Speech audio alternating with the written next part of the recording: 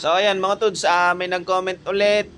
Salamat sa pag-comment po, idol. So sabi niya, ano bang tawag sa stand na ano na? Ano ba tawag sa stand boss yung ginagamit para mag full stand ng mga big bike? Newbie lang po. So meron yang meron tayong tinatawag na paddock stand, idol. So yan. Kasi kadalasan sa mga big bike or sports bike wala siyang center stand, side stand lang ang meron siya. Kaya automatic, kung gusto mong kapag maghuhugas ka ng motor, magagalaw mo tong gulong sa likod, bibili ka ng ganito, ng paddock stand. Tapos may tanong pa yan sa isa pang video na kung pwede daw pang front. Pwede naman ito, papalitan mo lang siya ng pinaganon. Ito ilalagay mo. Ayan. Ayan, may sample tayo dito.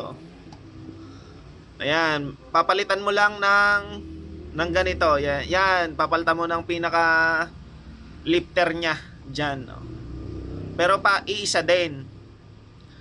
Para naman ma-access mo yung buong gulong tsaka shock. Kung halimbawa, shock naman yung front shock naman yung lilikutin mo, pwedeng ito yung galawin mo. Bilhin mo. Ayan. Halos parehas lang din naman, kaya lang meron siyang extension dito sa taas. Nakakabit naman siya doon sa T-post.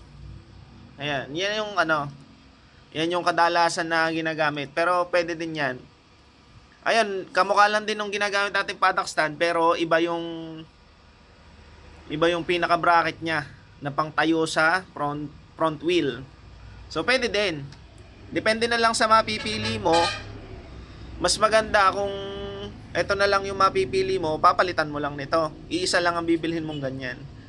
Pero mas better kung kung marami ka talagang nililikot sa motor mo, ganito bilhin mo. Ayan. Tapos maganda din kasi sa parking yan yung ganyang paddock stand. Hindi basta-basta natutumba yan. So ayun, salamat sa pag-comment, idol. Ride safe. Comment lang kayo mga tuds.